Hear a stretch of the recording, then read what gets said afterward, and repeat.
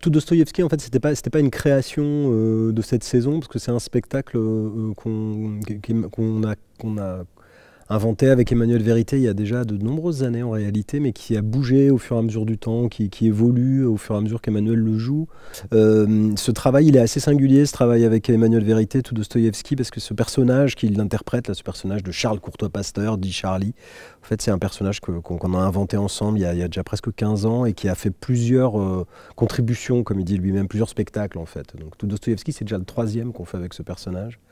Et on en prépare un nouveau pour la saison prochaine, mais je dirais peut-être un mot d'ailleurs, mais c'est des travaux au long cours, c'est du théâtre à combustion lente, quoi. C'est-à-dire il nous faut du temps pour à la fois écrire, répéter le spectacle, pour qu'Emmanuel commence à le jouer, etc. Tout Dostoïevski, je crois qu'il le joue depuis 10 ans. Et il le jouera encore, il continue à le jouer. C'est assez beau, c'est logique de répertoire et de creuser ensemble comme ça, hein, une recherche au fond à deux. On fait du théâtre d'ensemble depuis plus de 30 ans avec Emmanuel, donc on avait aussi envie d'un espace à deux pour faire des trucs qui nous appartiendraient qu'à nous deux, on pourrait dire ça comme ça. L'autre objet, c'est vrai qu'il était assez singulier aussi, puisque c'était cette création avec 16 adolescentes et adolescents du collège Gambetta, qu'on a fait en lien avec le centre social Boris Vian, qui était un travail au long cours là aussi, puisqu'on a commencé la saison dernière, quand ils étaient en 4e. Simon Grandjat, l'auteur, les a rencontrés, les a interviewés, il a écrit la pièce sur la base de ces interviews, puis on a commencé à la travailler. Au fond, on a passé presque 1 an et demi avec eux régulièrement, mais eux, ils auront passé physiquement plus d'1 mois dans le théâtre. Une semaine la saison dernière, une semaine en février, puis là, 15 jours pour finir le spectacle et puis le jouer. Bon, oui, c'était une très belle histoire.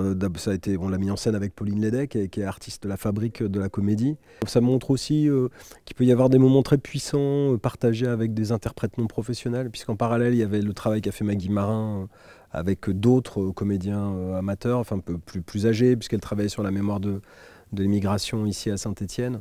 Donc on a eu pendant ces 15 jours-là, on a eu presque 30 interprètes non professionnels qui occupaient les 2 plateaux. Ce qui était beau avec les adolescents, pour revenir à Colériennes, Colériens, c'était d'inventer avec eux un spectacle dans des conditions professionnelles, qui était un vrai spectacle, si on peut dire, pas simplement une présentation d'atelier, et de traverser tout ça avec eux. Et je crois que c'était assez impressionnant pour eux, mais pour nous tous, en fait, de voir tous les corps de métier du théâtre, toute la machine du théâtre se mettre comme ça au service de ce travail. Et pour Pauline et moi qui ont fait la mise en scène, pour les gens qui ont travaillé sur le spectacle, on n'était pas... on était en train de faire un spectacle, vraiment, quoi. Et je crois que c'était vraiment un spectacle. C'était un spectacle dont on est assez heureux et assez fier.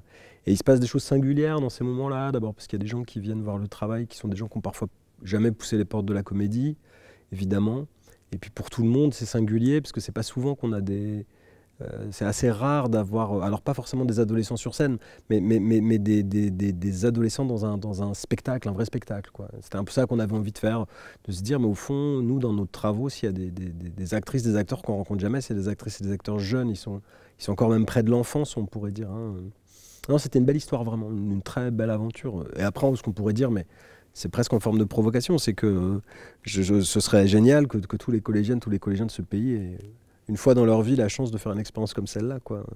Ce serait un beau projet pour l'éducation nationale et le ministère de la Culture.